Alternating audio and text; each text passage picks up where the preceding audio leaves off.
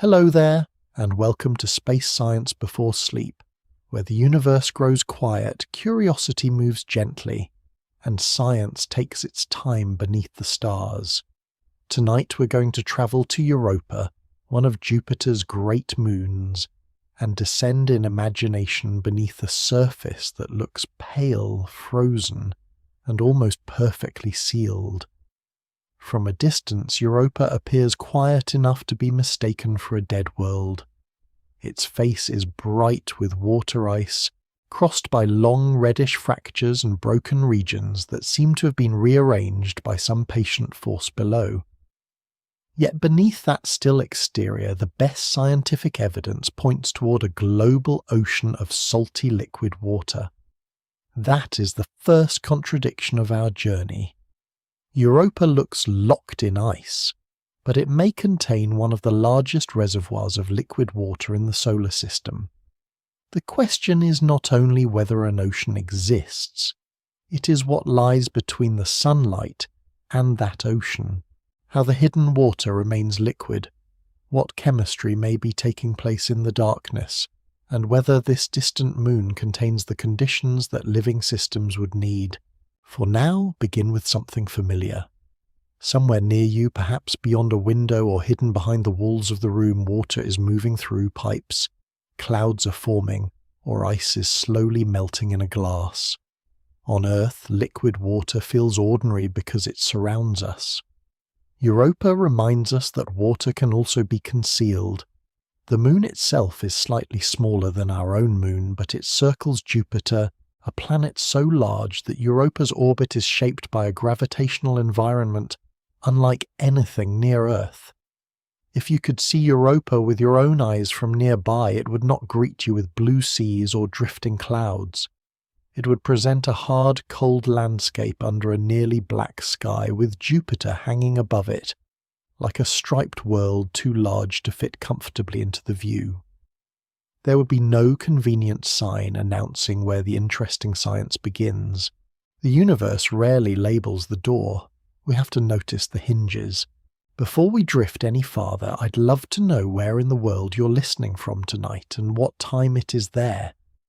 And if these slow journeys through space help you relax, learn something new, or simply feel a little less alone beneath the night sky, I'd be grateful if you like the video and subscribe to Space Science Before Sleep.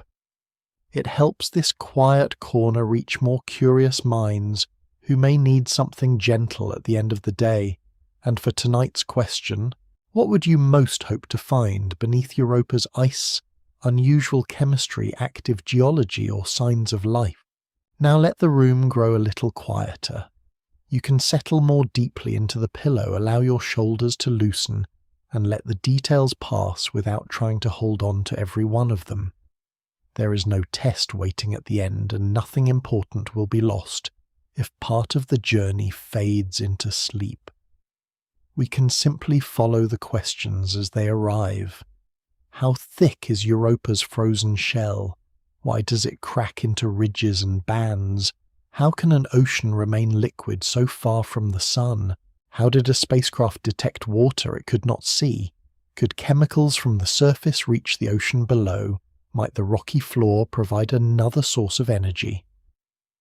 And when scientists call Europa potentially habitable, how much of that conclusion comes from evidence and how much still belongs to careful possibility?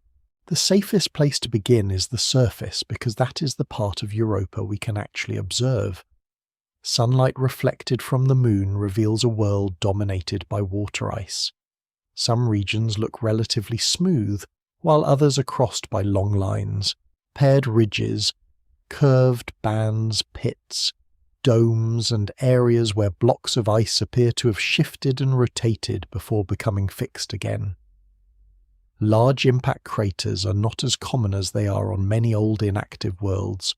That does not mean Europa has avoided impacts.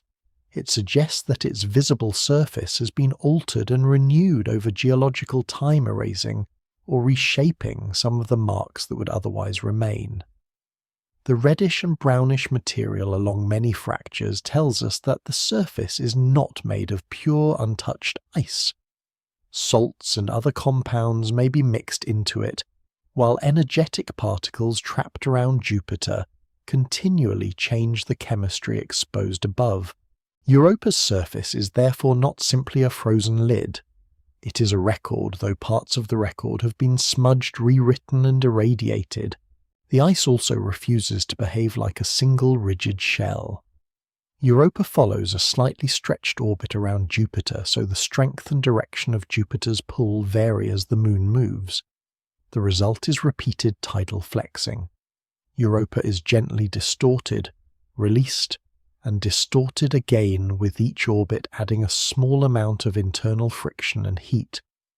We can picture a stiff material being bent repeatedly, but the comparison has limits.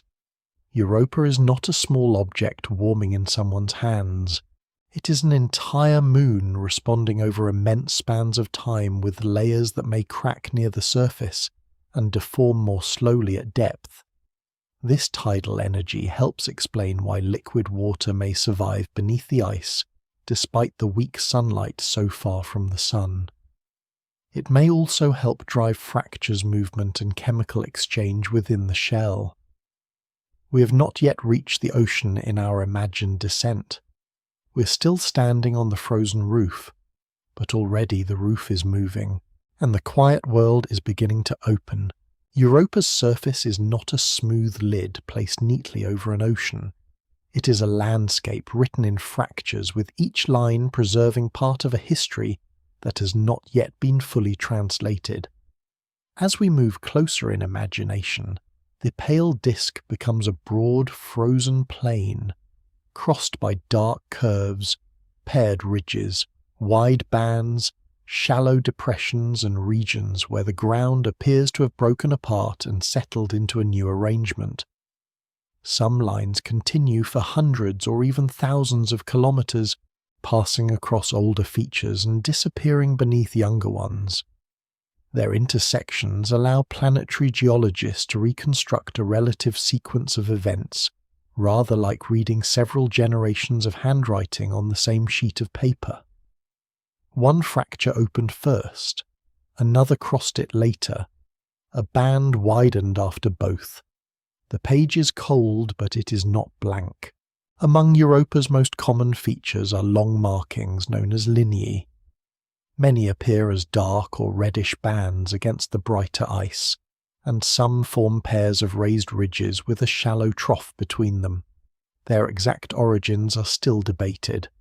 One possibility is that tidal stress repeatedly opens and closes fractures, allowing warmer material or salty slush to move upward before freezing. Another proposes that narrow cracks migrate across the surface as water or soft ice responds below.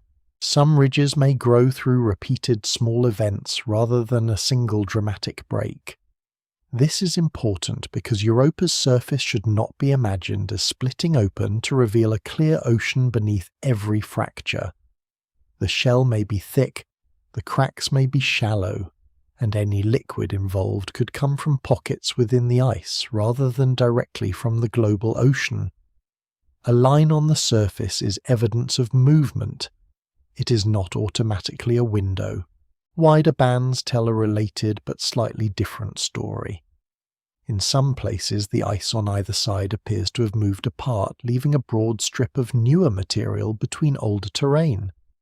The geometry can resemble a torn piece of paper, whose separated edges still match.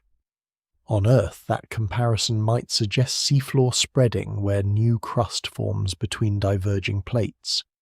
Europa's bands may also record extension, but the resemblance has limits. Europa does not have Earth-like oceans exposed to an atmosphere, and there is no confirmed system of global plate tectonics operating in the familiar terrestrial way. Instead, the surface may be pulled apart by changing tidal stresses, while warmer ice rises or partly molten material fills the opening. Some scientists have explored whether portions of Europa's surface could be recycled downward elsewhere, but the scale, frequency, and mechanism of such recycling remain uncertain. The shapes are suggestive, the complete machinery is still hidden, Then there are the regions known as chaos terrain, where the orderly pattern of ridges gives way to something more disturbed. Large blocks of older ice appear tilted, rotated, and embedded within rougher material. From above, these areas can resemble broken sea ice that has drifted and refrozen. Yet there is no exposed ocean beneath an open sky here, and the analogy can take us only so far. The disruption may have been caused by warm ice rising from below, by pockets of briny liquid forming within the shell by partial melting, or by combinations of heat, salt stress, and slow deformation. Different chaos regions may not share exactly the same history.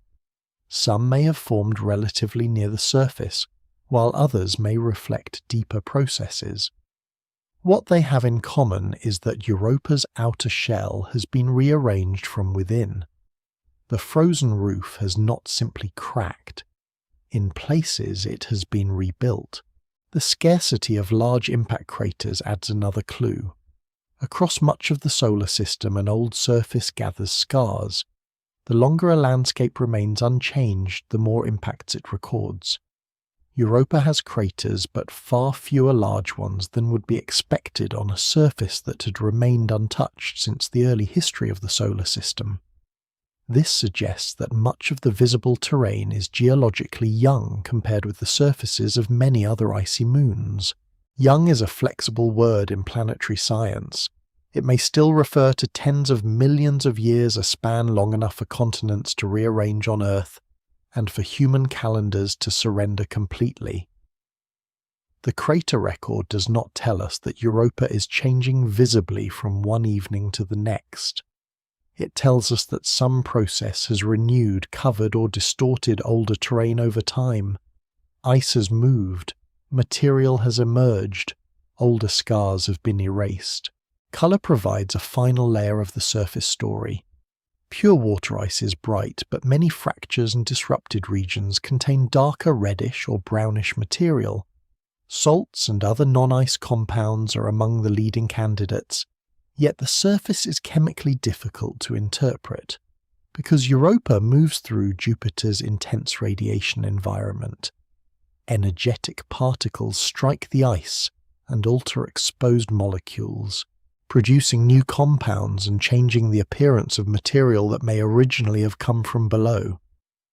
Reading Europa's chemistry is therefore like examining a letter after it has crossed a harsh landscape. Some of the message may remain while other parts have been rearranged during delivery. The fractures may carry traces of the interior, but they do not offer a simple sample of the ocean. To understand why these markings form at all, we must now look beyond the ice and toward the enormous planet that continually pulls releases and bends the moon beneath our imagined feet. Jupiter does not simply hold Europa in orbit. It keeps the moon from ever becoming perfectly still. As Europa travels around the giant planet, gravity pulls across its entire body, stretching the side that faces Jupiter a little more strongly than the side turned away. If Europa followed a perfectly circular orbit, this distortion would remain more nearly constant. But its path is slightly eccentric, so the moon moves a little closer to Jupiter and then a little farther away. The strength of the tidal pull changes with that distance. Europa is flexed, relaxed, and flexed again, orbit after orbit. The motion is subtle when compared with the size of the moon, yet it acts across an entire world and continues over immense spans of time. A small repeated movement can matter when it's allowed to continue for millions of years. Jupiter has patience. Europa's orbit does not remain slightly stretched by accident. It is part of a gravitational pattern involving two neighbouring moons, Io and Ganymede. Their orbital periods are linked in a resonance. For every orbit completed by Ganymede, Europa completes about 2, while Io completes about 4. This repeated arrangement gives the moons regular gravitational tugs that prevent their orbits from settling into simple circles. The resonance behaves less like 3 independent clocks and more like a set of clocks that keep correcting one another. Each moon influences the others, preserving the small orbital irregularities that allow tidal heating to continue. Without these interactions, Europa's orbit might gradually become more circular, reducing the changing tidal stress. Instead, the system continually restores the conditions that keep the moon flexing, the ocean beneath the ice, if we could watch it over geological time, would owe part of its persistence to this quiet rhythm among distant worlds. The heating itself comes from friction inside Europa. As the moon changes shape, its materials resist the deformation. Rock ice and perhaps the ocean respond differently, and energy from the orbital motion is gradually converted into heat. We can imagine bending a stiff object again and again until it becomes slightly warmer, but Europa is not a simple solid ball, and no single comparison captures what happens inside it. The outer ice may fracture where it is cold and brittle. Deeper ice may deform more slowly flowing while remaining solid. The ocean can move beneath the shell while the rocky interior may also flex and dissipate energy. How much heat is produced in each region depends on the thickness of the layers, their temperatures, their compositions, and how easily they bend. Even the distribution of heat may shift with time. The important point is that Europa has an internal energy source that does not depend entirely on sunlight. Sunlight at Jupiter is much weaker than it is at Earth, and Europa's surface remains intensely cold. If the moon relied only on the sun, water exposed at the surface would remain frozen. But an ocean hidden beneath ice does not experience the surface environment directly. The shell above acts as insulation, slowing the escape of internal heat into space. The situation is somewhat like a lake beneath winter ice, where liquid water can survive below a frozen surface. Yet Europa's version is far more extreme. The ice may be many kilometers thick, the surface is exposed to near vacuum and strong radiation, and the heat comes partly from continual gravitational flexing, rather than from warm air or seasonal sunlight. Pressure also changes the behavior of water at depth. The result may be a stable arrangement in which the upper layers stay frozen, while deeper water remains liquid for very long periods. Tidal stress may also help explain why Europa's surface is crossed by so many fractures. As the moon moves through its orbit, the direction and strength of stress within the shell change. Cracks may open close or shift. Existing fractures may be reused while new ones form in different orientations. Some patterns on the surface can be compared with predictions from tidal stress models, suggesting that Jupiter's pull is written into the landscape. But the match is not perfect, and it should not be expected to be. The shell may rotate slightly relative to the interior change thickness from place to place, or preserve stresses from earlier orbital conditions. Warm regions may deform differently from cold ones. Salts and impurities may weaken parts of the ice. A neat diagram can show a clean set of forces, while the actual moon contains old fractures, changing temperatures, and several layers with their own habits. Planetary geology rarely arrives as politely as the diagram. The same tidal forces may stir the ocean below and influence how heat and material move through the shell. Currents could carry warmer water beneath some regions, while slow circulation in the ice may transport heat upward. Repeated flexing might create or maintain pockets of brine, weaken fractures, or help shallow material migrate toward the surface. These possibilities remain uncertain because scientists do not yet know the shell's full thickness, internal structure, or rate of movement. Tidal heating explains how Europa can remain active, but it does not by itself reveal the exact arrangement beneath the ice. To move from a plausible warm interior to strong evidence for a hidden ocean, researchers needed another kind of clue. It came not from a photograph, but from the way Europa responded to an invisible magnetic field. The strongest evidence for Europa's ocean did not arrive as a picture of dark water beneath the ice. It appeared as a small disturbance in an invisible field.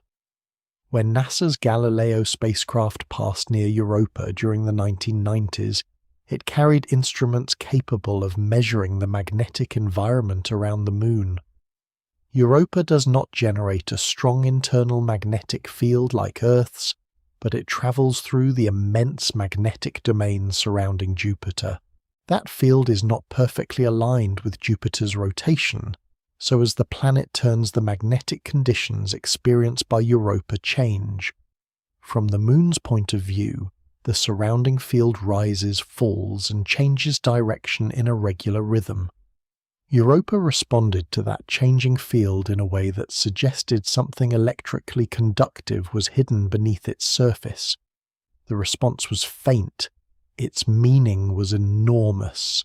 To understand the clue, imagine placing a conductor inside a changing magnetic field. The changing field can drive electrical currents through the conductor, and those currents create a secondary magnetic field of their own. This process is called electromagnetic induction. It is the same broad physical principle used in transformers, generators, and induction cooktops, though Europa has chosen a considerably less convenient location for the demonstration. Galileo's magnetometer recorded variations near the Moon that were consistent with an induced magnetic response. Something inside Europa appeared able to carry electrical currents around a large portion of the globe. Solid water ice is generally a poor conductor under the conditions expected near the surface. A layer of liquid water containing dissolved salts and charged particles would conduct far more effectively. The simplest leading explanation was therefore a global salty ocean beneath the ice. This did not mean Galileo had measured the ocean in the way a ship measures the sea beneath its hull. The spacecraft did not send a signal through the ice and receive a clear echo from liquid water. It measured the magnetic effects produced around Europa and then compared them with physical models. Scientists asked what kind of hidden layer could reproduce the timing, direction, and strength of the observed response. A sufficiently conductive global layer fit the data well. Salty liquid water was also consistent with the geological evidence already written across the surface: the long fractures, the disrupted blocks, the broad bands, and the apparent youth of much of the terrain. Two different kinds of evidence, one magnetic and one geological, were pointing toward the same interior. Neither provided a complete portrait alone. Together they made the ocean difficult to dismiss. The word salty matters because pure water does not conduct electricity especially well. Dissolved materials separate into electrically charged particles known as ions, allowing current to move through the liquid more easily. Europa's ocean may contain salts derived from its rocky interior from chemical reactions within the Moon, or from material mixed into the water during its long history. Yet the magnetic measurements cannot tell us exactly which salts are present, how concentrated they are, or whether the ocean resembles any particular sea on Earth. Different combinations of ocean depth, salinity, temperature, and ice thickness can sometimes produce similar magnetic responses.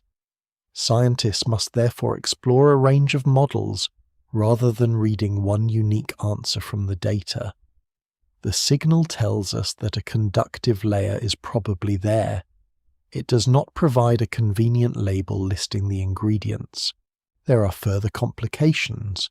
Jupiter's magnetic environment is filled with plasma-energetic particles and changing electrical currents.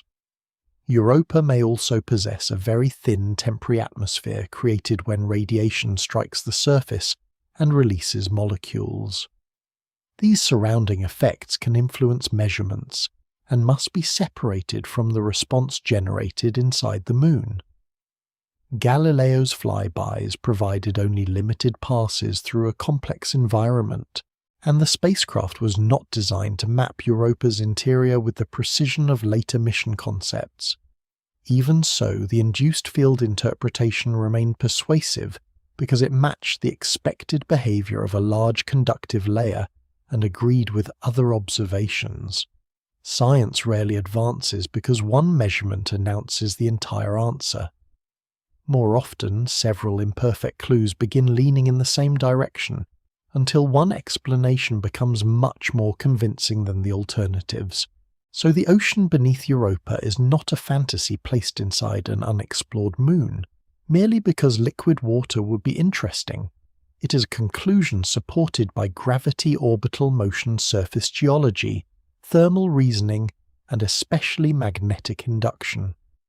We still cannot describe the ocean with confidence as warm or cold, shallow or extremely deep, gently circulating or strongly stirred.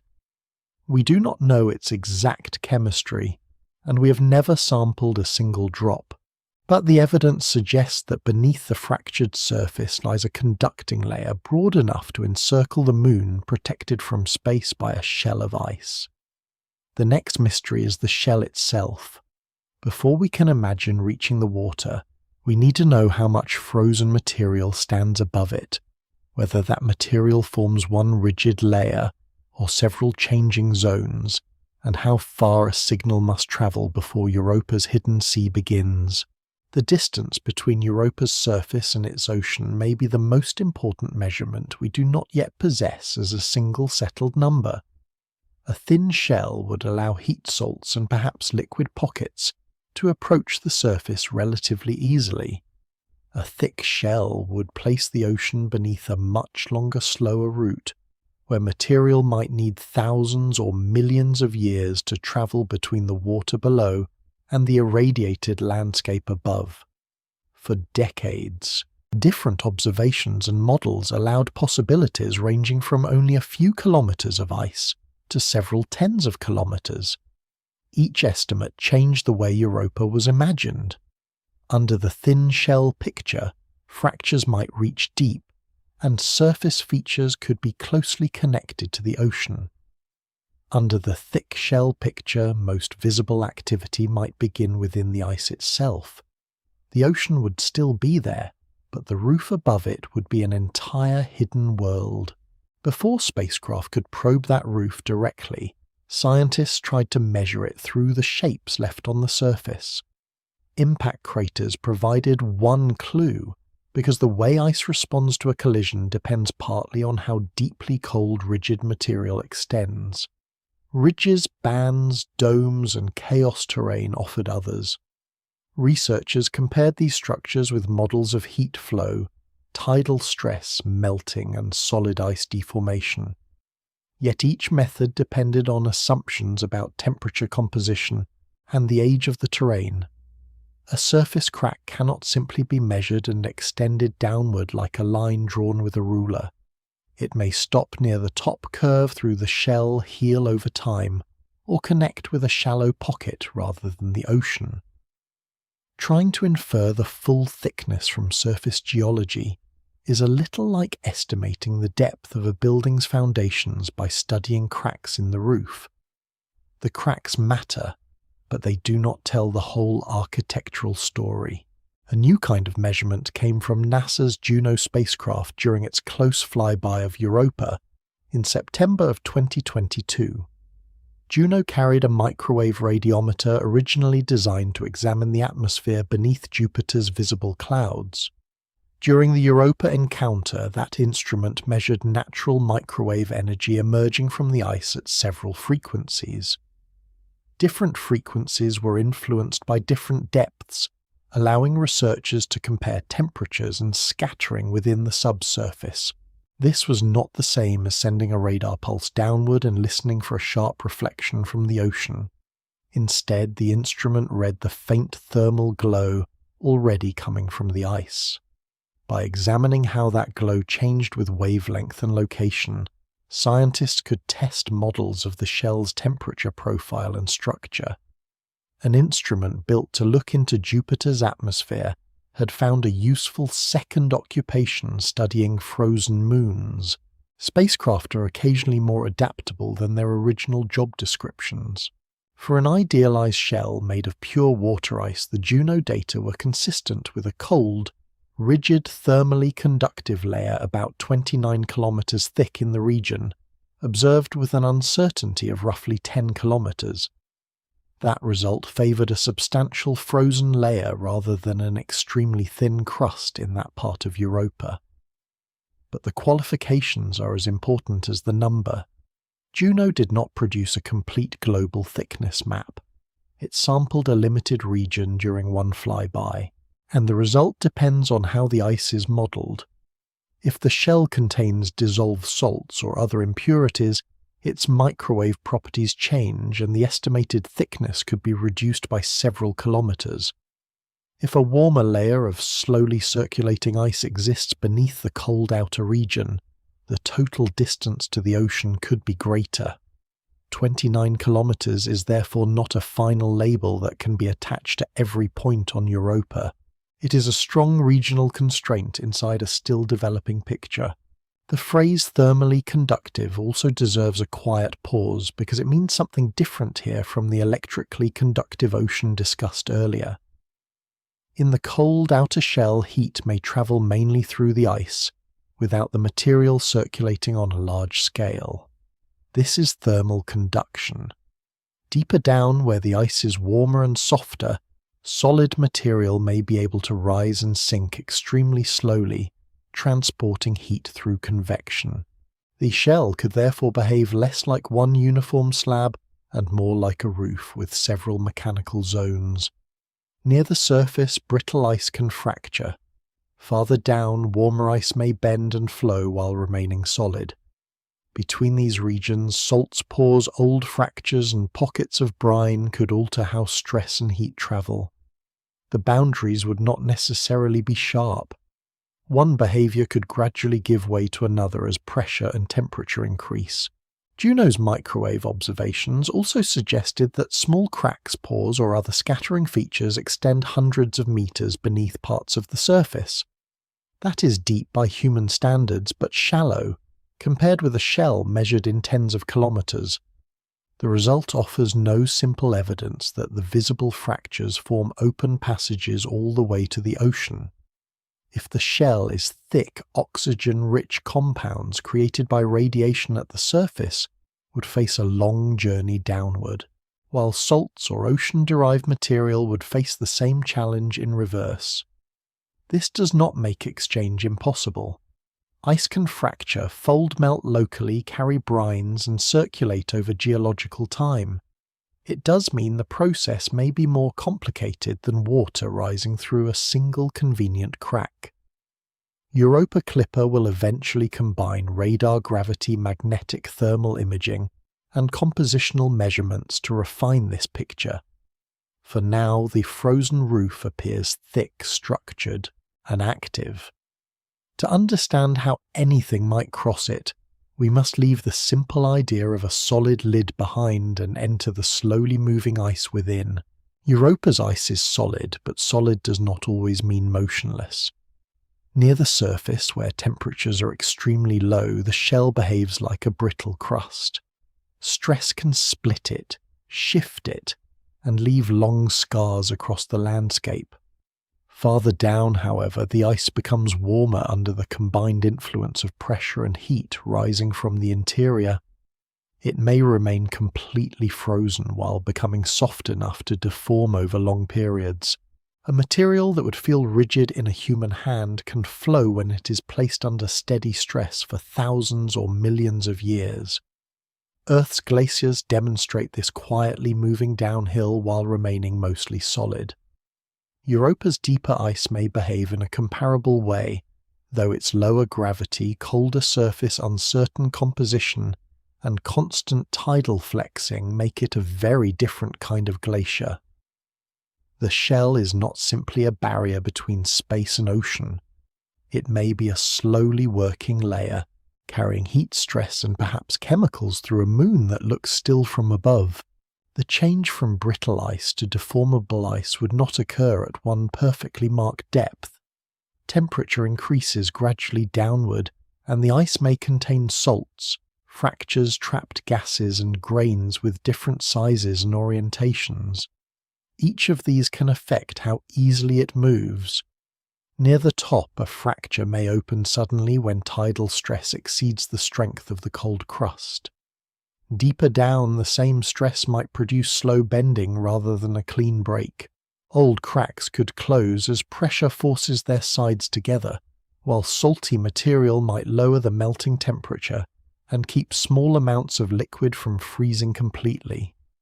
Europa, therefore, may contain several mechanical environments stacked within the same shell: a rigid exterior, a transitional region, and a warmer lower zone able to creep or circulate.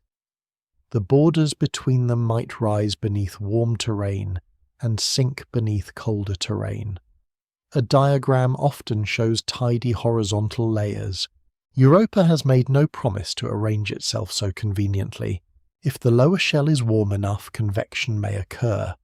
In convection, relatively warm material becomes buoyant and rises, while colder, denser material sinks. The movement would be extraordinarily slow by everyday standards. A rising mass of ice might travel only a small distance during a human lifetime, yet over geological time it could transport heat through many kilometers of the shell. Scientists sometimes describe rising bodies of warmer ice as diapirs. A diapir could push upward beneath the brittle crust, producing domes fractures or disrupted regions above it. As it rises, pressure and temperature conditions would change. Salts or other impurities might concentrate in certain areas, and partial melting could occur if enough heat were available. But convection is not guaranteed. Whether it happens depends on the shell's thickness, temperature difference, grain structure, viscosity, and the amount of tidal heating deposited within the ice. A shell can be thick without circulating efficiently, and a warm region can deform without forming a complete overturning pattern. Liquid water may also exist inside the shell without forming an open pathway to the global ocean. Models of Europa's geology allow the possibility of brine pockets, melt lenses, narrow water-filled fractures, or larger temporary reservoirs beneath certain terrains.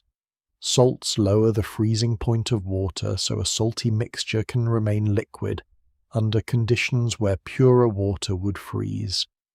Local tidal heating, warm rising ice, or the release of energy along a fracture could produce a pocket of melt. Once formed, that liquid might migrate, spread sideways, refreeze, or remain trapped for a time beneath colder ice. These hidden reservoirs could help explain some surface collapse features or regions where blocks of crust appear to have shifted. Yet their existence, size, and duration are not established for any particular location. A plausible physical model is not the same as a photographed underground lake. At present, the ice keeps its smaller secrets almost as carefully as it keeps the ocean. Transport through this shell would be slow and complicated. Material created at the surface by Jupiter's radiation could enter fractures, become buried by new ice, or move downward with colder sinking material. Salts or compounds from deeper layers might be carried upward by warm ice injected into cracks or exposed when the surface is disrupted. But each route faces obstacles. Fractures can seal, liquid can freeze, chemical compounds can react with the surrounding ice. A parcel of material might be altered many times before reaching another layer if it reaches it at all. This matters for habitability because Europa may possess two very different chemical environments. At the surface, radiation produces reactive compounds that could provide useful chemical energy. At the seafloor, water may interact with rock and create a different supply of materials. For an ecosystem to benefit from both, some form of exchange would be needed. The shell may serve as that bridge, but it could also act as a remarkably effective filter. Even the direction of movement may change from place to place. In one region, warm ice may rise. In another, a colder slab may descend. A fracture could carry brine upward during one period and close during another. Tidal stresses reverse, as Europa moves around Jupiter, repeatedly pulling the same terrain in different directions. The shell may remember earlier patterns of stress while responding to new ones, leaving structures that overlap across time. This helps explain why no single mechanism is likely to account for every ridge band pit or disrupted plane. Some features may form through shallow cracking, others may require deep deformation. Several processes could work together separated by distances and by millions of years. Europa's surface is the visible result of an interior that changes slowly, irregularly, and mostly beyond our direct reach. The moving ice gives us a more complete picture of the frozen roof. It is thick enough to separate the surface from the ocean, yet possibly dynamic enough to connect them over long timescales. It can break near the top flow at depth-trap salty liquids and carry heat upward without ever becoming a simple open door. The clearest signs of this hidden activity may be found in Europa's most disordered landscapes, where familiar ridges dissolve into tilted blocks and rough plains. These regions are called chaos terrain, a name that sounds dramatic but serves a practical purpose. Their structures appear broken, displaced, and rebuilt. To understand whether they were shaped by shallow pockets of liquid, warm rising ice, or deeper communication with the ocean, we must now travel across one of the strangest surfaces in the solar system. Chaos terrain does not look like a landscape that formed in one calm motion. It looks as though Europa's older surface was broken into pieces, shifted sideways, rotated, lowered, and then surrounded by newer, rougher material. In regions such as Connemara, chaos-recognizable plates of ridged ice remain inside a darker matrix, their original patterns no longer aligned with the terrain around them. Some blocks preserve fractures that once continued across neighboring pieces, allowing scientists to imagine how the surface may have fitted together before it was disrupted. The effect resembles a frozen jigsaw puzzle after several pieces have been turned and pushed apart. But Europa offers no view of the moment when this happened. Galileo photographed the final arrangement, not the process. The name chaos terrain describes the appearance honestly. It does not explain the cause. One tempting picture is that the ice broke into floating rafts above exposed liquid water, much as sea ice can fracture and drift across an earthly ocean. The resemblance is visually powerful, because several European blocks appear to have moved independently, before becoming fixed within a younger surface. Yet a literal open sea beneath a thin crust is not required, and current evidence does not show that the global ocean broke through beneath every chaotic region. A shell measured in tens of kilometers could still produce raft-like blocks if melting occurred only within its upper or middle layers. Warm material might have weakened the ice from below, creating a shallow body of brine or partly melted ice. The surface above could then tilt separate and collapse as the supporting layer changed. What looks like a direct encounter with the ocean may instead record a much smaller reservoir hidden inside the frozen roof. Another possibility begins without a broad layer of liquid. Warmer, softer ice may rise slowly through the shell, in a body called a diapir, much as buoyant material can rise through other planetary interiors. As it approaches the colder crust, it could lift the ground, create domes, stretch fractures, or disturb the arrangement of older terrain. Heat carried upward might allow limited melting, particularly if salts lower the freezing point of the surrounding water ice. A related model proposes that liquid could spread sideways within the shell as a thin intrusion, rather like material entering a crack between layers. The intrusion might raise the surface at first, and later leave pits or disrupted planes when the liquid drains, freezes, or changes volume. These models can reproduce parts of the observed landscape, but none has yet become a universal explanation. Europa may use several methods to make terrain that looks chaotic. The sequence of events is especially difficult to reconstruct because the ice can destroy part of its own history. A fracture may open and later freeze shut. A warm pocket may form, migrate, and disappear. Blocks may tilt while the material surrounding them is still soft, then become locked in place as temperatures fall. Radiation alters the exposed surface afterward, changing its color and chemistry. Later fractures can cross the entire region, adding new lines over older structures. Scientists are therefore studying a landscape that has been modified during formation, and again after formation. It is rather like arriving after a room has been rearranged, repainted, and partially covered with new flooring, then trying to determine which chair moved first. The evidence is present, but it does not feel obliged to remain in chronological order. Chaos terrain matters because it may represent one of the best places to search for material originating below Europa's immediate surface. If warm ice, salty liquid, or deeper compounds moved upward during formation, some of that material could have been deposited within the rough matrix. Young disrupted regions have not been exposed to Jupiter's radiation environment for as long as the oldest plains, although even relatively fresh material can be chemically altered at the surface. This makes chaos terrain valuable for compositional studies, but interpretation remains delicate. A salt or carbon-bearing compound found there might have travelled from the ocean, formed within a shallower reservoir, reacted inside the ice, or changed after reaching the surface. Geological youth improves the chance that a message from the interior survives. It does not guarantee that the message is simple.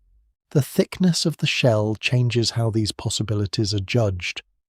In an extremely thin shell, ocean water might participate more directly in surface disruption. In a thicker shell, convection, diapirs, brine pockets, and local melting become more important as intermediate steps. Recent measurements favour a substantial cold outer layer in at least part of Europa, making the picture of ice blocks floating directly upon the global ocean less likely as a general explanation, but thickness may vary by region and across Europa's history. A terrain that formed long ago may record a warmer shell than the one present today. Tidal heating may also concentrate unevenly, making one region behave differently from another. Chaos terrain may therefore preserve several chapters of Europa's thermal evolution, rather than one repeating event. The disorder on the surface could be a history of changing conditions below. What these broken landscapes establish most clearly is that Europa's shell has been internally disturbed. Heat and motion have reached high enough to fracture, lift, soften, or rearrange the visible crust. What they do not establish is an open route from the surface to the ocean, or a permanent reservoir of liquid beneath every disrupted plane. The most careful answer lies between two extremes. Chaos terrain is more than superficial decoration, but it is not a confirmed doorway waiting to be opened. It is evidence that the frozen shell can reorganize itself and perhaps exchange material among different depths. Beneath all competing explanations, however, the leading interior model still contains the same vast destination. Far below the tilted blocks and refrozen matrix lies a global layer of salt water, dark, pressurized and untouched by direct sunlight. We are now ready to cross the imagined boundary where moving ice finally gives way to that hidden ocean. The boundary between Europa's ice and its ocean would not arrive with sunlight waves or a visible horizon. In our carefully limited thought experiment, the lower shell would gradually become warmer and more deformable, until solid ice finally gave way to liquid water. Above us, tens of kilometers of frozen material would block the distant sun and the reflected glow of Jupiter. Below us, the ocean would continue into darkness far deeper than any ordinary sea on Earth. There would be no blue colour in the familiar sense because blue water depends on light passing through it. Europa's ocean would be black not because it was empty, but because almost no visible light could reach it. The first impression would therefore be less like entering a hidden tropical sea and more like leaving the idea of a surface behind. Water would extend beneath an ice ceiling on a moon where the sky had disappeared. The scale of this ocean may be difficult to picture. Europa is smaller than Earth's moon, yet models suggest that its global water layer could contain more liquid water than all of Earth's oceans combined. That does not mean the water is arranged exactly like the Atlantic or Pacific. Earth's oceans form a relatively thin covering over a large rocky planet. Europa may hold a much deeper layer of water beneath its ice, wrapped around a smaller world. Depending on the interior model, the combined ice and ocean layer could extend for many tens of kilometers, perhaps more than 100 in total, before reaching the rocky interior. Exact depths remain uncertain because no instrument has directly measured the seafloor. Gravity data, magnetic observations, and models of Europa's density provide constraints, but several internal arrangements can still satisfy the evidence. The ocean is strongly supported. Its precise shape is not yet neatly drawn. Pressure would increase as we descended. On Earth, every additional column of seawater adds weight to the water below. Europa follows the same basic rule, though its weaker gravity changes the rate at which pressure rises. Far beneath the ice, the ocean could still reach pressures far beyond those found in most familiar marine environments. Water molecules would be pressed closely together, and the physical behavior of dissolved salts and gases would differ from conditions near Earth's surface. Yet the pressure may not be high enough to create thick layers of exotic high-pressure ice between the liquid ocean and the rock, depending on the true depth and temperature of the water layer. This distinction matters. If liquid water touches rock directly, chemical reactions at the seafloor become possible. If another form of ice separates them, that exchange would be more limited. Current models generally allow direct ocean-rock contact, but the interior has not been observed closely enough to remove every uncertainty. The ocean would probably be salty, although no one yet knows the recipe. Magnetic induction requires an electrically conductive layer, and dissolved ions provide a natural explanation for that conductivity. Materials may have entered the water through reactions with the rocky interior through the Moon's early formation, or through long cycles of freezing and melting within the shell. Sodium-magnesium sulfates, chlorides, carbon-bearing compounds, and other ingredients have all appeared in scientific discussions, but the relative abundance of each remains debated. Surface chemistry cannot be read as a perfect sample of the ocean, because radiation changes exposed material after it arrives. A salt detected on the ice may have come from below, formed within the shell, or been transformed on the surface. Europa's ocean may resemble no sea on Earth. It has had a different history beneath different rock under different pressure, with Jupiter supplying the rhythm of its heating. The water may also move. Heat entering from the rocky interior and leaving through the ice should create differences in temperature and density. Europa's rotation, tidal flexing, and changing gravitational forces may influence currents on a global scale. Warmer water could rise beneath some areas of the shell while cooler water sinks elsewhere.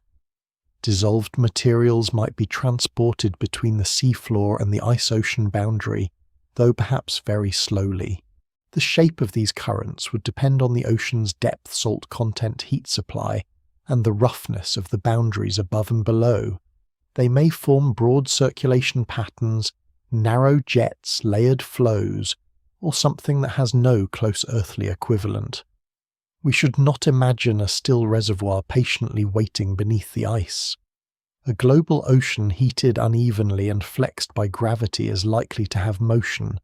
The difficulty is that its currents leave only indirect signatures for spacecraft to detect. At the underside of the shell, water may freeze onto the ice in some regions and melt it in others. Salts could become concentrated as water freezes, creating dense brines that sink back into the ocean. Warmer currents might thin parts of the shell from below, while colder regions allow new ice to grow. This hidden boundary could be one of Europa's most active environments, even though every process would occur beyond the reach of sunlight. It may contain chemical gradients, suspended ice crystals, pockets of brine, and materials transported from both the ocean and the shell. On Earth, the underside of sea ice supports complex ecosystems, but that comparison must be handled gently. Europa's ocean could have very different chemistry and may contain no life at all. What the analogy shows is only that a boundary between ice and water can be chemically interesting. It does not tell us what Europa has done with the opportunity. The ocean, therefore, gives us one essential ingredient for habitability, but not an answer about biology. Liquid water provides a medium in which molecules can move, react, and assemble. A long-lived ocean offers time. Salts and carbon-bearing compounds may provide useful materials. Yet life also requires accessible energy and a chemistry capable of sustaining organized reactions. Europa's darkness removes ordinary photosynthesis from the deeper ocean, but it does not remove every possible energy source. Tidal heating can keep water liquid, though heat alone is not always useful to living cells. Reactions between water and rock may create chemical differences that organisms could exploit as they do in some environments on Earth. To understand whether Europa's ocean is merely wet or genuinely habitable, we must continue downward until the water meets the Moon's rocky interior. There, in the deepest region of our journey, the question changes from how the ocean survives to what the ocean may be able to do. At the bottom of Europa's hidden ocean, water may finally meet rock. This boundary is one of the most important places in the entire Moon, not because scientists know exactly what happens there, but because contact between water and minerals can create chemical reactions that do not require sunlight.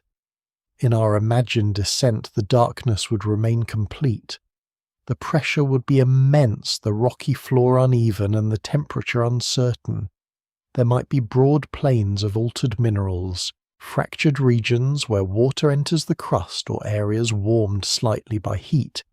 Escaping from deeper inside Europa, there might also be very little visible activity at all. No spacecraft has photographed this seafloor, and no instrument has measured its chemistry directly. The landscape must be reconstructed from Europa's mass gravity tidal behavior and what is known about water-rock reactions elsewhere. We have reached the deepest part of the journey, where the scientific possibilities become especially meaningful and especially easy to exaggerate. Europa's rocky interior probably contains minerals that formed during the early history of the solar system. If ocean water can enter cracks in that rock, it may react with the minerals and change both the water and the sea floor. Some reactions could release hydrogen or other chemically useful substances. One process often discussed is similar to serpentinization, in which water reacts with certain iron and magnesium-rich rocks. On Earth, this can produce hydrogen and create strongly altered minerals. The hydrogen may then participate in further reactions involving carbon compounds, forming chemical gradients that some microorganisms can exploit. Europa may possess suitable rock and water for related chemistry, but the details are unknown. Its seafloor composition may differ from Earth's, the reaction rates may be slow, and the supply of fresh rock could be limited. A reaction that is physically possible is not automatically widespread, energetic, or biologically useful. Heat from the rocky interior could increase these interactions. Europa retains some energy from its formation, and from the decay of radioactive elements, while tidal flexing may also warm parts of the interior. If enough heat moves through fractured rock, water could circulate downward, become warmer, react with minerals, and rise again. On Earth, similar circulation produces hydrothermal systems, including vents, where heated mineral-rich water returns to the ocean. Such environments support ecosystems that do not depend directly on sunlight. They are often used as analogies for Europa because they show that darkness does not prevent biology when chemical energy is available. But the comparison has a strict boundary. active hydrothermal vents have not been detected on Europa. Scientists do not know whether its rocky interior is hot enough, fractured enough, or chemically suitable to sustain them. The seafloor may contain localized warm systems, broad low-temperature circulation, or almost no active circulation at all. The internal structure of Europa also affects how much fresh rock the ocean can reach. If the rocky mantle remains geologically active, fractures or tectonic processes might continually expose new mineral surfaces. Water could then keep reacting with material that has not already been chemically altered. If the interior is comparatively quiet, the accessible seafloor might gradually become coated with reaction products, slowing further exchange. Europa's smaller size means that its interior may have cooled differently from Earth's, but tidal heating complicates any simple prediction. Heat could be concentrated in the ice, the ocean, the rocky mantle, or some combination of them. Models produce different results depending on the assumed composition and mechanical behavior of each layer. The Moon may have a metallic core beneath the rock, but even that deepest structure is inferred rather than directly mapped. The farther downward we travel, the more the neat layers of a diagram become ranges of possibility. Chemistry at the seafloor would not need to be dramatic to matter. A faint but persistent supply of hydrogen-carbon-bearing molecules, sulfur compounds, or other reactive materials could accumulate over long periods. Living systems, if they ever arose, would require chemical differences that can be used to drive metabolism. They would need something available in one chemical state and a pathway toward another, rather as a flowing current requires a difference in electrical potential. The ocean might receive reduced compounds from rock below, while receiving oxidized compounds from the irradiated surface above. Bringing those two chemical reservoirs together could create useful energy. Yet the same thick ice shell that protects the ocean also makes this connection uncertain. Surface products may take extremely long periods to travel downward, while seafloor materials may be diluted throughout an enormous volume of water before moving upward. The scale of the ocean itself may soften or spread out the chemical signals produced at the bottom. On Earth, currents carry material from the seafloor through water that is already divided into basins, layers, and circulating systems. Europa's ocean surrounds an entire moon beneath an unbroken shell. Heat rotation, salinity, and tidal forces could organize the water into complex currents, but their form remains unknown. Some circulation patterns might efficiently carry seafloor chemicals upward. Others might trap them in deep layers or distribute them so widely that concentrations remain low. The ocean may also contain stable chemical zones, separated by density, with saltier water sinking and fresher water remaining above. A useful ingredient can exist without being delivered to the place where it is needed. Europa's habitability therefore depends not only on what the moon contains, but on whether its internal machinery allows those materials to meet. This is why the rocky floor matters so much. It may provide minerals, heat, and chemical reactions that sunlight cannot supply beneath the ice. It could turn Europa's ocean from a long-lived reservoir of water into a more active chemical environment. But it could also be cold, slowly reacting, or isolated from the rest of the system. We should not fill the darkness with imagined vents simply because they would make an appealing scene. The careful conclusion is quieter. Water and rock are likely to touch. Reactions are physically plausible. Some may release usable chemical energy. How much energy exists, how long it lasts, and whether it reaches environments suitable for life remain unanswered questions. To explore those questions, we must now look at Europa as a whole, from radiation striking the surface to minerals reacting at the bottom, and ask whether the moon can maintain the chemical imbalance that living systems require. Europa has heat, but warmth alone does not make a world habitable. A living cell cannot survive merely because the water around it has avoided freezing. It needs a usable flow of energy, a source of chemical change that can be captured and directed into repair growth and reproduction. On Earth, sunlight supplies most ecosystems either directly through photosynthesis or indirectly through food chains that begin at the surface. Europa's ocean lies beneath a roof of ice so thick that visible sunlight cannot reach the water below. Any life there would have to depend on another kind of power. The Moon may possess several possibilities: chemical reactions between water and rock, reactive substances produced by radiation at the surface, and continual tidal activity driven by Jupiter. Yet these sources do not all perform the same role. Tidal heating may preserve the liquid ocean and move its materials, while chemical differences provide the more concentrated energy that biology could actually use. The distinction is quiet but essential. At Europa's surface, Jupiter's radiation environment behaves like a vast chemical workshop. Energetic electrons and ions strike the water ice, breaking molecules apart and allowing their fragments to recombine into new substances. Oxygen can be produced along with hydrogen peroxide and other oxidized compounds.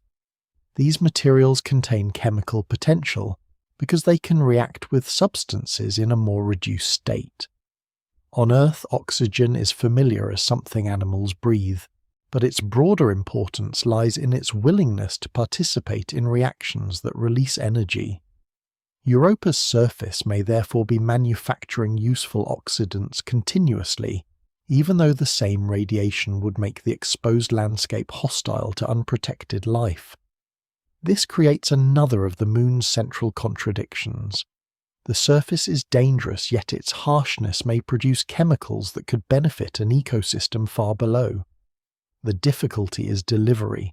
An oxidant created on the ice is useful to the ocean only if some geological process carries it downward before it is lost, altered, or trapped. That journey through the shell could occur in several ways, none of them confirmed as a complete transport system. Surface ice containing oxidized material might be buried when fractures open and are filled with newer deposits. Cold slabs could sink gradually if parts of the shell overturn through convection. Brines might move through cracks while disrupted regions could mix shallow and deeper materials. Large impacts might occasionally push surface compounds farther down, although such events would be rare and locally destructive rather than part of a steady conveyor. Each pathway operates on different timescales, and some may stop long before reaching the global ocean. A crack visible from orbit may close after descending only a small fraction of the shell. A sinking mass of ice may take an extremely long time to travel downward. The shell is not a delivery chute. It is more like a complicated postal system in which parcels may be delayed for geological ages, chemically repackaged, or quietly returned to the wrong address. From below, the rocky interior may supply a contrasting set of chemicals. Water reacting with minerals could release hydrogen and other reduced compounds, while heat might drive circulation through cracks in the seafloor. If oxidants from the surface eventually met these reduced materials from the rock, their reactions could release energy. A useful comparison is a battery which stores energy by keeping different chemical conditions apart until a pathway allows them to interact. Europa may contain one chemical reservoir near the irradiated surface, and another near the ocean floor. The ocean and ice shell would provide the pathway between them, but the comparison should not be stretched too far. Europa is not a neatly manufactured battery with metal terminals and a predictable voltage. The concentrations may be weak, the materials may be separated by enormous distances, and the flow between them may be painfully slow. A chemical imbalance can exist without producing enough accessible energy to support biology. The size of the ocean creates another challenge. Any useful compound entering from above or below could become diluted throughout a vast volume of water. Circulation might concentrate chemicals at boundaries within rising plumes of warm water or along the underside of the ice. It might also spread them so widely that reactions become rare. If the ocean is divided into layers of different temperature or salinity, some materials could remain trapped near the bottom, while others stay close to the shell. Energy would be most available where contrasting substances meet, not where they remain safely separated. Possible meeting places include the seafloor, the ice-ocean boundary, suspended mineral particles, or narrow regions where currents converge. None has been directly observed. Europa may have abundant water and several energy sources while still lacking the right transport concentration or stability. Habitability depends on the organization of ingredients, not simply their presence on an inventory. Time may help. Europa's ocean has probably existed for a substantial fraction of the Moon's history, giving chemical processes far longer than any laboratory experiment. Slow reactions that seem insignificant over a year may become important across millions of years. Tidal flexing continues to supply heat and motion radiation, continues to alter the surface, and water may continue to interact with the rock below. Yet time can also work against habitability. Chemical gradients can fade if reactive materials are exhausted faster than they are renewed. The rocky floor may become coated with altered minerals. Oxidants may never cross the shell efficiently. An ocean can remain liquid for ages without ever developing a strong, sustained energy flow.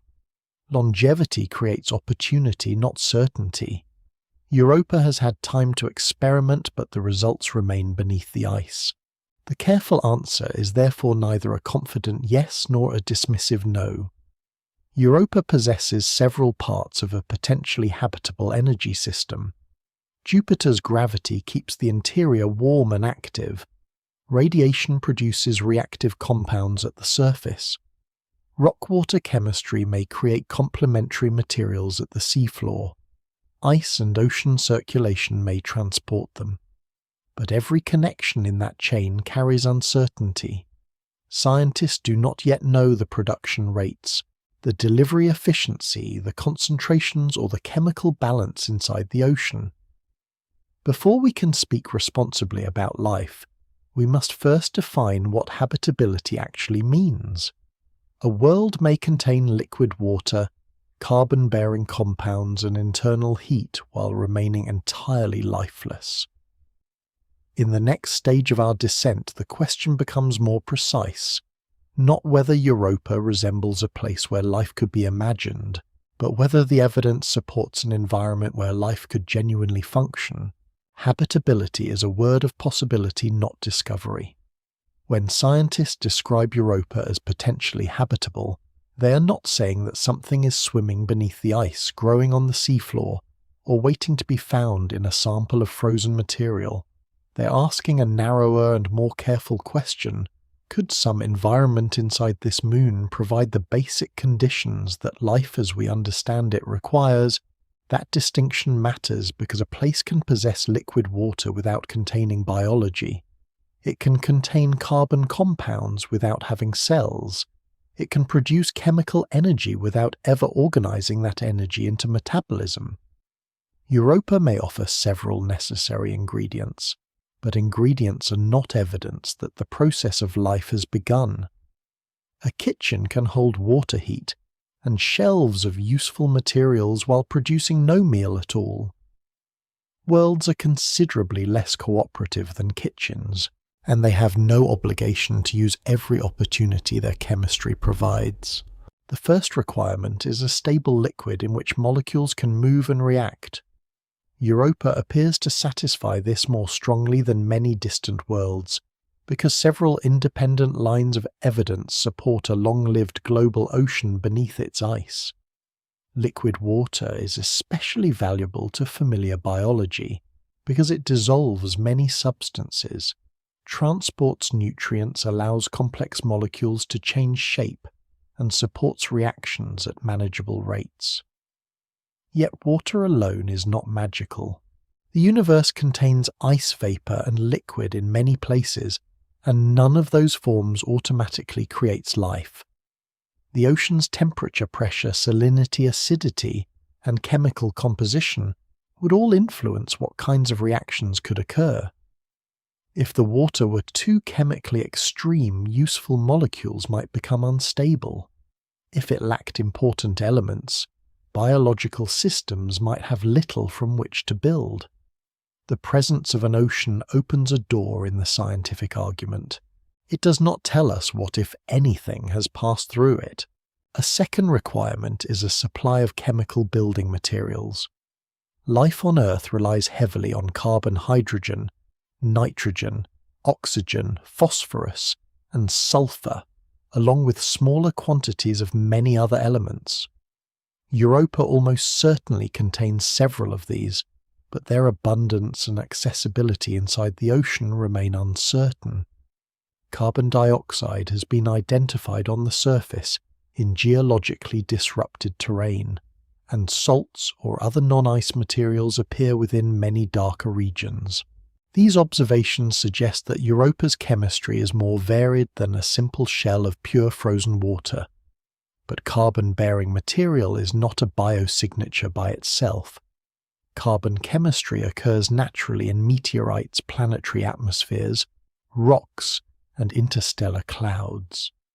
Even organic molecules, which are compounds built around carbon, do not necessarily come from organisms. Biology uses organic chemistry, but organic chemistry does not require biology. The same word can sound more exciting than the evidence allows. The third requirement is accessible energy. Europa may receive useful chemistry from both directions. Radiation alters the surface above, while reactions between water and rock may occur below. If oxidized materials from the ice meet reduced materials from the rocky interior, the resulting chemical difference could support metabolism. Yet the amount of available energy matters just as much as its existence. A faint reaction occurring once in an enormous volume of water may be scientifically interesting but biologically inadequate. Living systems must continually maintain order against the natural tendency of molecules to spread out and reactions to approach equilibrium. They need energy for membranes repair, movement, and reproduction. Europa's tides may keep the ocean liquid, but heat that is evenly distributed cannot necessarily be captured by life. Biology needs a usable gradient, one condition here, another condition there, and a pathway through which change can occur. Stability and time provide another part of the habitability puzzle. A temporary puddle of meltwater may permit interesting chemistry, but the origin and evolution of life could require an environment that remains suitable for long periods. Europa's ocean may have persisted across much of the Moon's history, protected beneath ice and supplied with continual tidal energy. That endurance would give chemistry many opportunities to proceed. But stability does not mean sameness. The ocean may have changed in salinity, acidity, or depth. Tidal heating may have varied as Europa's orbit evolved. The rocky interior may have cooled while the ice shell thickened or thinned. Some periods could have been more favourable than others. Habitability may not be a permanent property belonging equally to every place and every era. A world can contain several environments, only some of which are suitable, and perhaps only for part of its history. Even an environment that meets every known requirement does not guarantee that life will appear. Scientists still do not know how easily non-living chemistry becomes biology. Earth provides only one confirmed example, and its earliest biological history is incomplete. We do not yet know whether life begins readily whenever water, chemistry, energy, and time come together, or whether it requires a rare sequence of circumstances. Europa may have remained habitable for ages without ever becoming inhabited. Alternatively, life may have begun early and persisted in forms too small or too sparse to influence the surface in an obvious way. Both possibilities remain open because neither has been observed. It is scientifically responsible to consider them. It would not be responsible to choose the more exciting one simply because the ocean is dark and unexplored.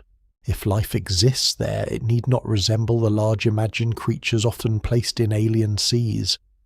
The most reasonable starting point would be chemistry on a microscopic scale, simple cells or cell-like systems using local energy sources. They might live near mineral surfaces within pores in the seafloor, along chemical boundaries in the water, or beneath the ice where materials accumulate. But even these restrained possibilities remain inventions until evidence supports them. Scientists would search not only for organisms but for patterns difficult to explain through non-biological chemistry, unusual combinations of molecules, persistent chemical imbalances, structures resembling cells, or distributions of isotopes associated with biological processing. Any candidate biosignature would require several independent measurements and careful attempts to find non-living explanations. A single interesting molecule would not be enough. Europa deserves curiosity, but it also deserves patience. The clearest conclusion is that Europa may contain an environment capable of supporting life, while offering no confirmed evidence that life is present. Its ocean supplies liquid water. Its rocky interior may provide minerals and chemical reactions.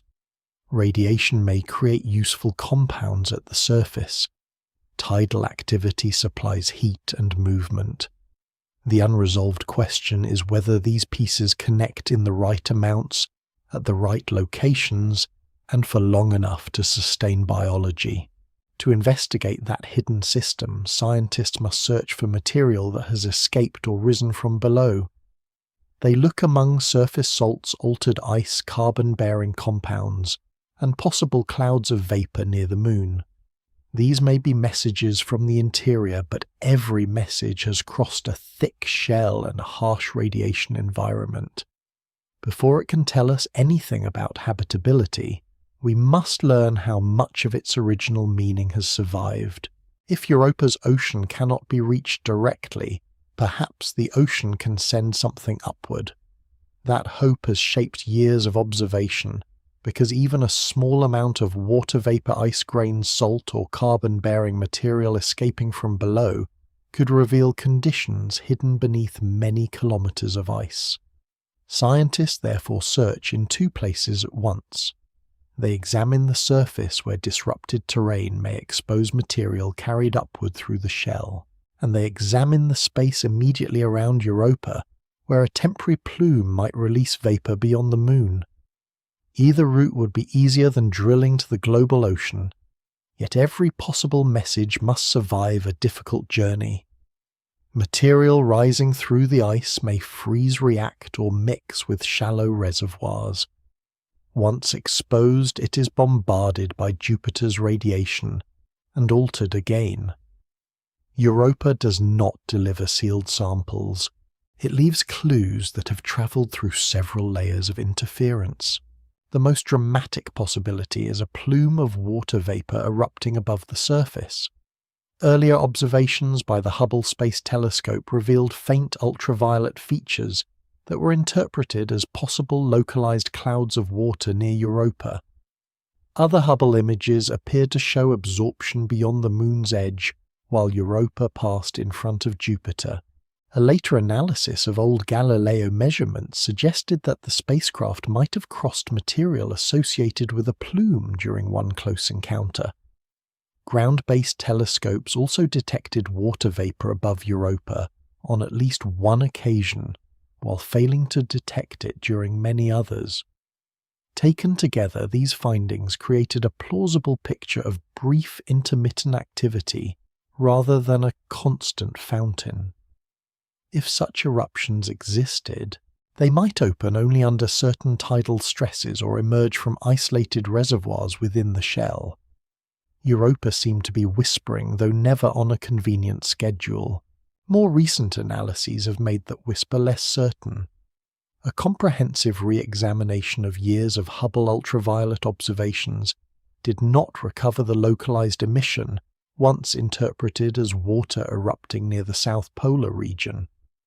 Small uncertainties in Europa's position on the detector and the influence of hydrogen surrounding the Moon and Earth could account for signals that had previously looked plume-like. A separate reanalysis of Galileo plasma measurements also challenged the idea that one famous flyby passed through an eruption. These results do not prove that Europa never produces plumes. A small rare or short-lived eruption could easily escape telescopes that observe only during limited windows. But the evidence no longer supports speaking of the plumes as an established feature. Europa is not Enceladus, where towering jets have been repeatedly imaged and sampled. At Europa, the scientifically responsible word remains possible. Even a confirmed plume would bring another question. Where did the water originate? It might rise from the global ocean through a deep fracture, which would make the escaping material an extraordinary sample of the hidden sea. But it could also come from a shallower pocket of brine formed inside the ice shell. Heat released by an impact tidal stress, or the movement of warm ice could create a temporary reservoir far above the ocean. A fracture reaching that pocket might vent water without connecting to the seafloor, or the deeper liquid layer at all. The chemistry of a plume would therefore need to be interpreted alongside its location, timing, temperature, and the geology beneath it. An envelope may contain a message from the basement or merely from the room below. The fact that it came through the ceiling does not settle the matter. The surface itself offers less dramatic but more persistent evidence. Spectral observations have identified compounds mixed with Europa's water ice, including carbon dioxide concentrated in geologically young chaos terrain. The James Webb Space Telescope found the strongest carbon dioxide signature in Tara Regio, where the surface has been disrupted and resurfaced. Because carbon dioxide does not remain unchanged for long under Europa's surface conditions, its concentration there suggests relatively recent replenishment. The distribution is difficult to explain through an external impact alone, and the leading interpretation is that the carbon ultimately came from Europa's interior, possibly its ocean. This is an important clue because carbon is central to the chemistry of life as we know it. But carbon dioxide is not evidence of life. It is evidence that Europa's interior may contain carbon and that some exchange with the surface has occurred. Salts may carry another part of the message. Observations and laboratory experiments indicate that sodium chloride, familiar on Earth as a major component of sea salt, may be present in some yellowish regions of Europa. Other salt-bearing materials have also been proposed from infrared spectra, though radiation can transform their appearance and make identification difficult. If these salts originated in the ocean, they could offer clues about water-rock reactions and the ocean's composition. Yet the path from ocean to telescope is not simple. Salts can separate during freezing concentrate inside brines, react with sulfur, delivered through Jupiter's environment, or be changed into new compounds when energetic particles strike the surface. By the time an ocean-derived material is observed, it may no longer resemble what existed in the water below. The surface is both a sample tray and a chemical laboratory, and unfortunately it does not label which process happened first. The best places to search may be young fractures and chaos regions where internal material has had less time to be altered. Even there, scientists must combine several forms of evidence. A carbon-bearing compound becomes more meaningful when it lies within disrupted terrain. A salt becomes more informative when its geological setting suggests upward transport. A warm spot matters more if it coincides with recent surface change or a temporary cloud of vapor. No single observation needs to carry the entire argument. The goal is to connect composition, geology, temperature, magnetic fields, dust, gas, and time into one consistent account of how Europa works. That is the task awaiting the spacecraft now travelling toward Jupiter. Rather than relying on one distant telescope or one fortunate flyby, Europa Clipper will repeatedly pass the Moon with instruments designed to read its ice atmosphere, magnetic response surface chemistry, and surrounding particles together. Europa's ice will not be read by one instrument or from one perfect viewpoint. It will be examined through many brief encounters, each adding a different kind of clue. NASA's Europa Clipper is already travelling toward Jupiter, following a long route shaped by planetary gravity assists. It passed Mars in March of 2025 and is scheduled to return near Earth in December of 2026 before continuing outward.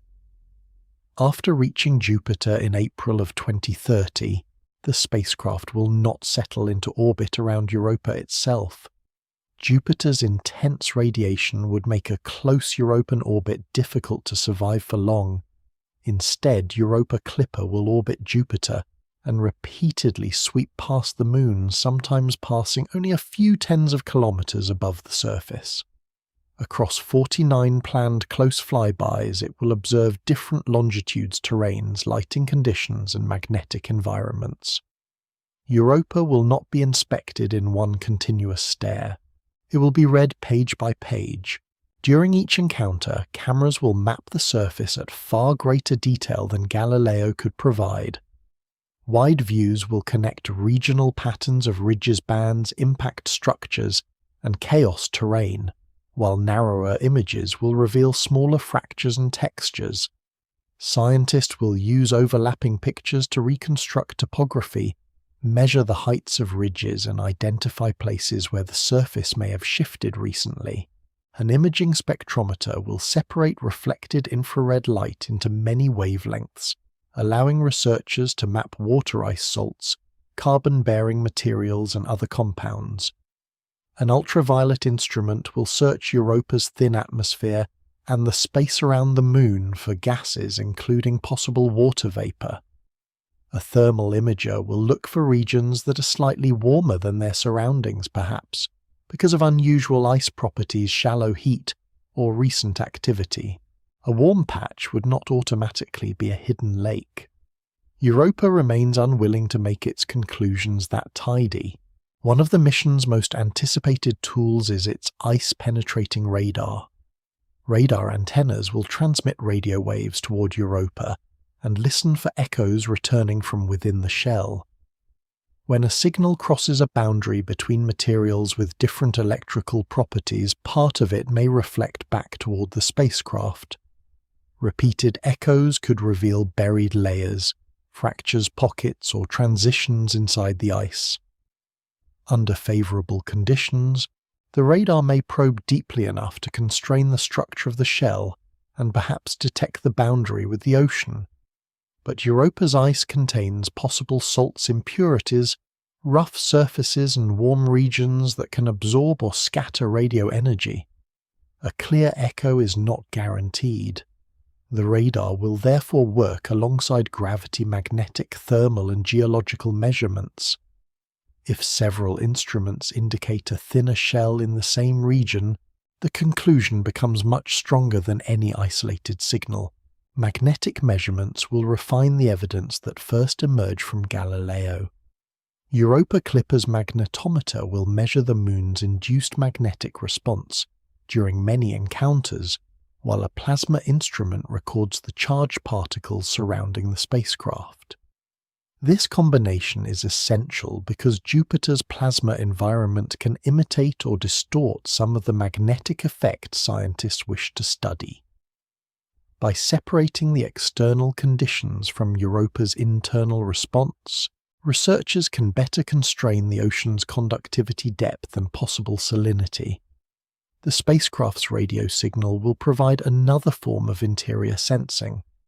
Tiny changes in its motion during a flyby reveal variations in Europa's gravity, which depend on how mass is distributed inside the Moon.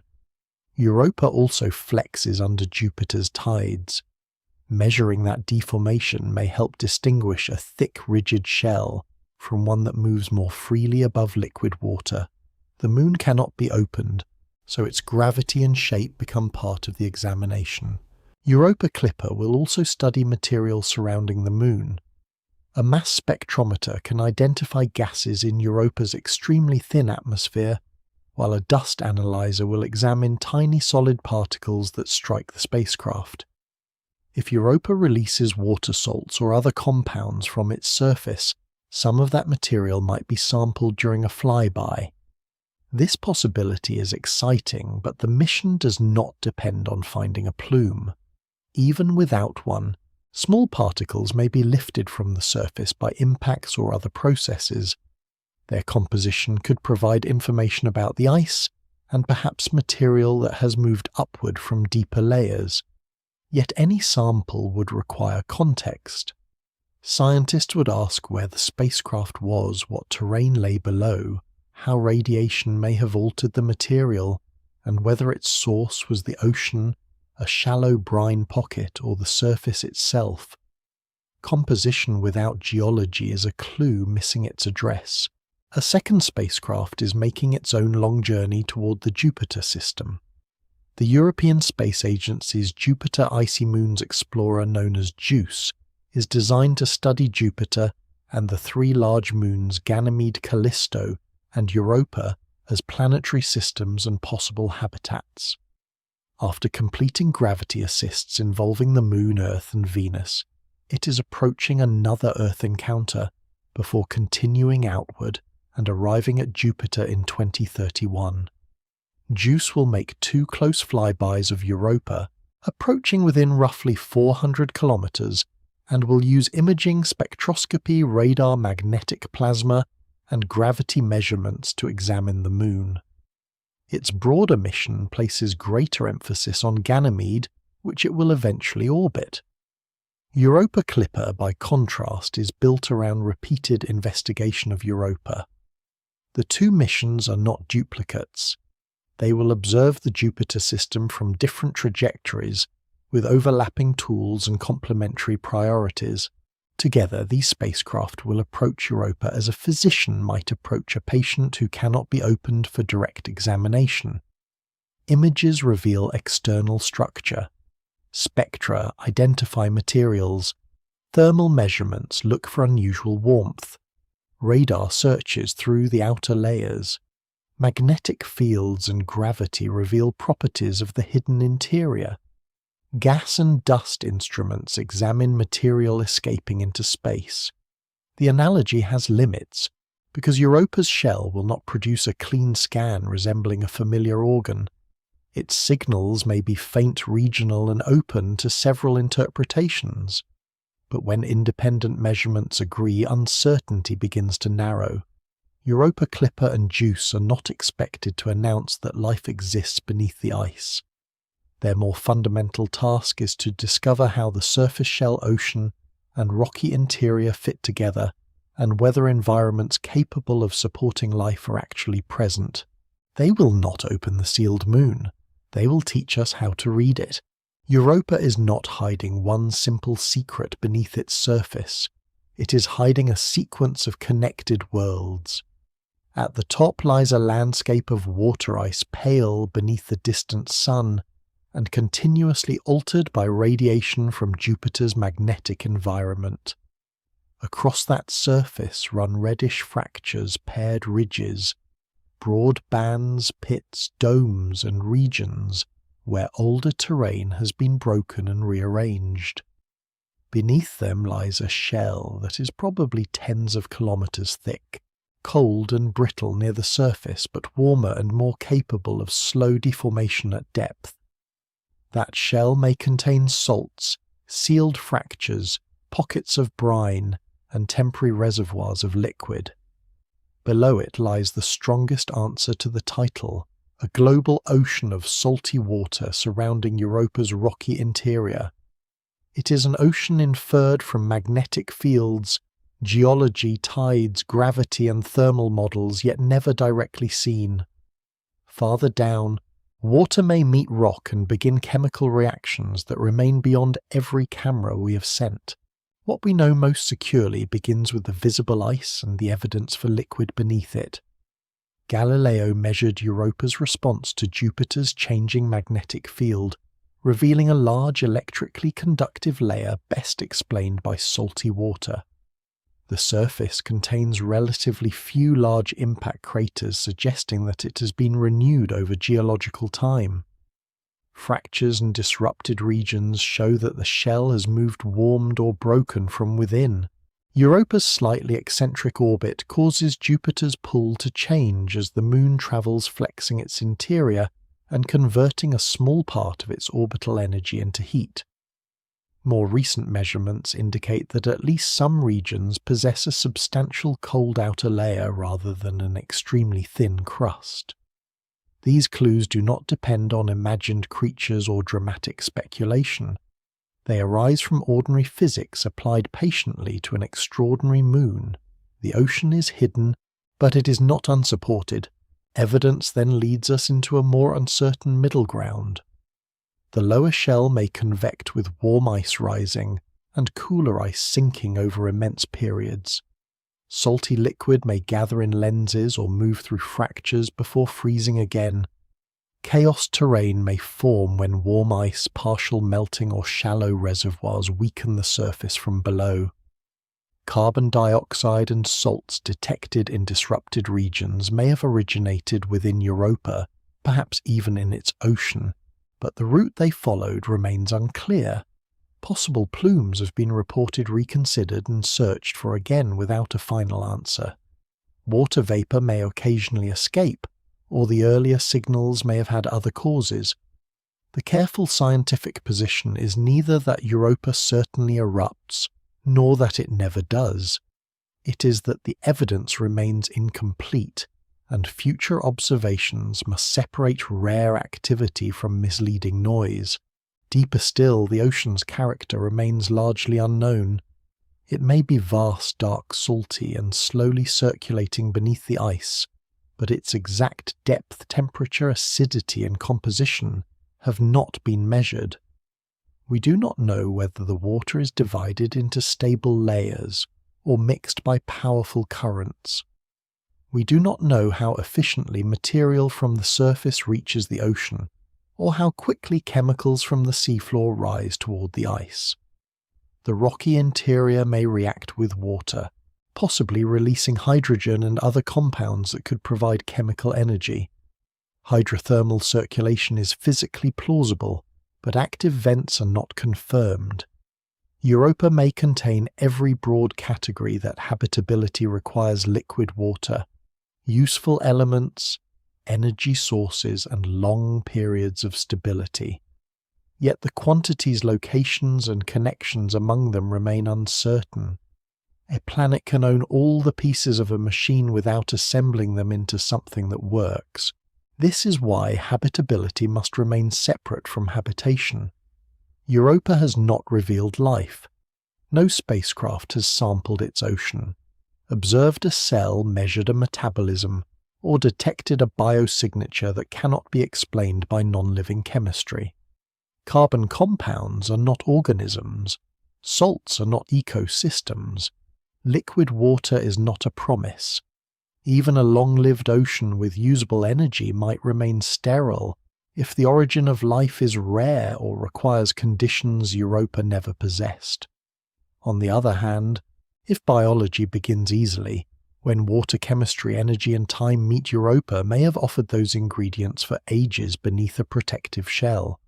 Science cannot choose between these possibilities through preference. It must measure, compare, test alternatives, and remain willing to accept a quiet result. A lifeless ocean would still be a remarkable world. An inhabited one would change our understanding of life's place in the universe. Both possibilities deserve the same patience. Europa Clipper and JUICE will soon narrow parts of this uncertainty. They will map fractures and chaos terrain, examine surface composition, measure temperatures, search for gases and dust, study gravity and magnetic fields, and send radar signals into the ice. Their observations may reveal regional differences in shell thickness, buried structures, recent geological activity, or material that has travelled upward. They may determine whether Europa's ocean is well connected to the surface or deeply isolated beneath a slowly moving roof. They may identify locations where a future mission could land or collect especially valuable samples. But even these spacecraft will not provide every answer. They are not submarines, and they are not expected to drill through the shell. Their achievement will be subtler. They will turn Europa from a distant white disk into a more complete planetary system, measured layer by layer without pretending that the inaccessible has already been explored. So what is really hiding beneath Europa's frozen surface? The clearest answer is a thick and complicated shell of ice above a global salty ocean with a rocky world below and many uncertain pathways connecting them. The surface receives radiation and creates reactive chemistry. The shell carries stress heat fractures and perhaps brines. The ocean provides water and time. The seafloor may provide minerals and additional energy. Whether these layers exchange enough material to support life remains open. Europa is not simply a locked box containing a sea. It is a slowly operating system in which every boundary may matter. And now as we move away from Jupiter, Europa becomes small again. The ridges disappear first, then the reddish bands, then the moon itself becomes a bright point beside the giant planet. Somewhere within that point, water may be moving beneath darkness, touching ice above and rock below, following currents no human instrument has yet traced. Back in the quiet room, the night has not changed, but the sky contains one more hidden depth than it did before. We do not need to fill that depth with certainty. It is enough to know that the ocean is probably there, that the questions are real, and that science is already on its way. For tonight Europa can keep the rest of its secrets, and you can rest as well.